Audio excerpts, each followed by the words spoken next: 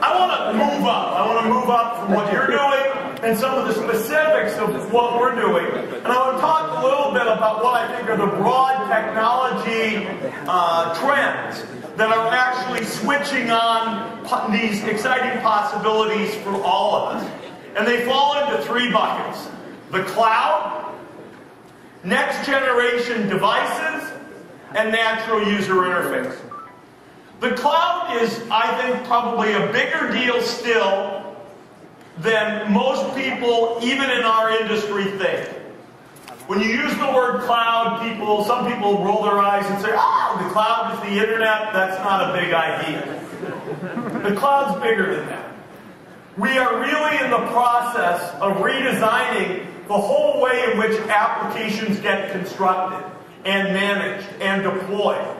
And the ability to reduce the amount of cost and complexity in the management and deployment of applications, to free up capacity to focus in on invention and innovation in the applications themselves, makes the cloud a tremendously big deal.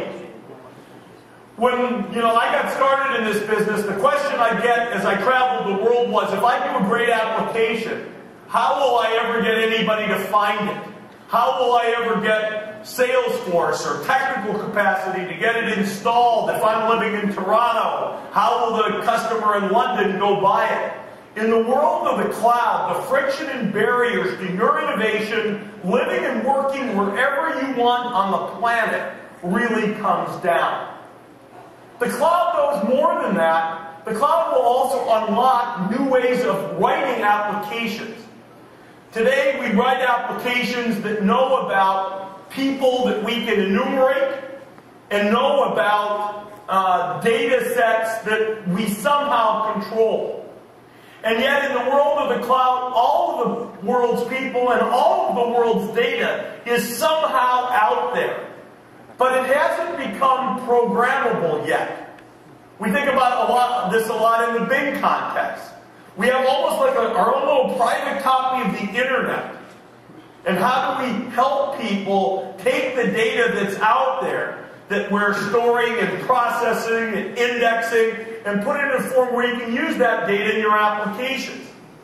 I saw an application today from a team from Germany that focuses in on water quality and availability in Tanzania. Great. A lot of that data will come from people who want to input it to the systems. A lot of that data, the data I think might be relevant, is crawlable and indexable on the internet. But how do we put it in a form where that team could actually program against it? So the cloud frees up new resource for innovation, and the cloud lets us mash up to the world's data and people in new ways. And that gives us all a platform for additional exciting work that we can go do. Next generation devices. The devices we have today, PCs, phones, TVs, slates, those devices will not be static. If anything, with the embrace of sensor technology, with the availability of both higher performance processors and lower power processors, and with Intel, with ARM, with things driving in a number of different directions, we're going to have more new device categories over the next few years than ever before. Will we in 10 years think about owning a PC and a phone and a slate and a TV? Or will we think about the whole architecture for the device world is somewhat different? I carry a computing device and it responds flexibly. Big screen, small screen, middle-sized screen. How much processing will get done on the device versus in the cloud? One thing we've clearly seen is we moved from a world where all computing was centralized to all computing was decentralized to where all computing in the internet tended to be centralized, now to a world where smart devices in a balanced way work with a smart cloud. So both from a software and a hardware architecture point of view, devices will continue to be a source of innovation on which we can all piggyback. Natural user interface. I talked a little bit about this earlier in the context of Bing. But in a sense, we have to do two things with the computers, or with the phones, with the intelligent devices. They have to learn to recognize you, your voice, your touch, your writing. They have to learn to recognize you, but they also have to learn to understand you. That's what natural user interface is all about. Recognize me and understand me.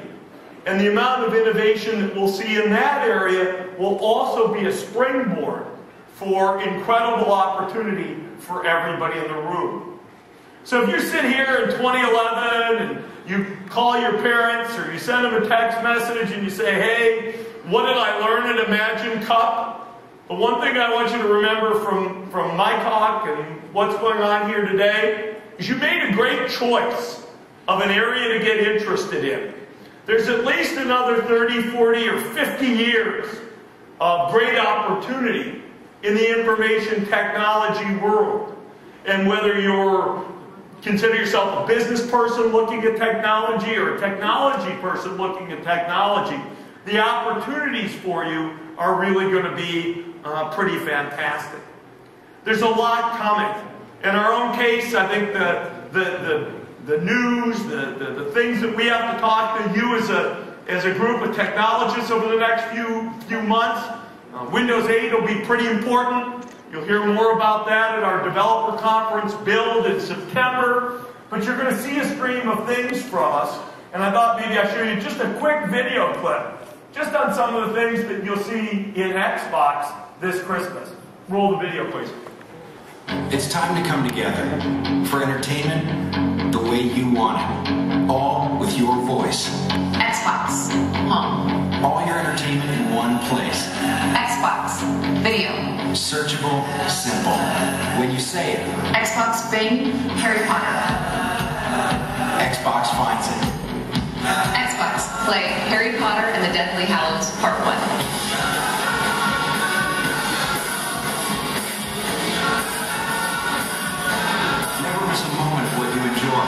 Xbox, go home.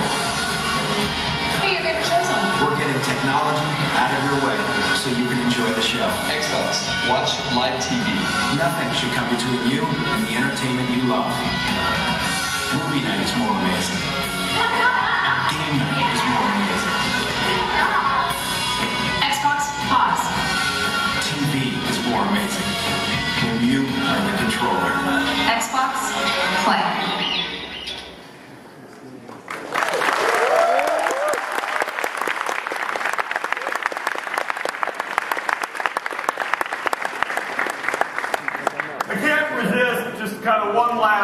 One last set of comments. Amongst the most fun things I get to do is talk to people who are in school, trying to decide what to do, moving forward. I had a chance recently to give the graduation speech at the University of Southern California, Los Angeles. And so you have to say, hey, what's the core message? I've been at Microsoft 30 years. I joined 31 years. I joined Microsoft, I was 24 years old. I dropped out of school to join a friend of mine from college who had a 30-person company that my parents had never heard of. I've been through a lot since then. We got a few more than 30 people and a few more than $2.5 million of revenue. And the question is, what do you learn? What's important? What counts? It's going to be a different technology at different points in time. It'll be different business models at different points in time. It'll be different application areas. But a few things I think do matter, and I just give them to you as parting words of thought. First, ideas matter. Sometimes people get all caught up in speed and agility and execution, which is certainly vital. But part of the reason you're here isn't just because you worked really hard and you did some really good programming. It's because you had an idea that somebody thought mattered. You picked something interesting to do. You picked something that somebody thought was important to work on. And in our business, ideas matter. Number two, at least in this industry, you've got to find something that you're passionate about. You're going to put in way too much time and way too much energy to not be completely fired up about what you're doing. When I get excited, I get noisy and volatile. You saw a little bit of that today. Some of you probably get quiet and focused and steely. But you have to find something that you can put yourself into, heart, body, and soul. And hopefully part of what you learned from this Imagine Cup exercise is you found some part of your passion, something that really resonated with you that you could get very enthusiastic about. And number 3, you've got to be tenacious. There's a view in the technology business that all great things are achieved by 3 people in 3 months. Most of you know that the greatness of your projects couldn't be achieved by 3 people in 3 months. Probably took you more like 8 or 9. And probably most of you understand that if you want to take your ideas to the next level, they would require more time, more attention, more tenacity. You got to keep with these things and keep working on them, because whether you're Microsoft or Apple or Facebook or Google or Oracle or VMware or SAP or IBM, it doesn't matter who you are in this business. There's no substitute for really being tenacious and keeping after those ideas that you are really passionate about. I encourage you to enjoy your time here in New York. Enjoy the Imagine Cup. To those of you who win something, I say congratulations for that extra honor in advance. For those of you who do not, I say congratulations. Because certainly everybody who's here is a winner who's done incredible work, and you should be incredibly proud. Enjoy, have fun, and all the best.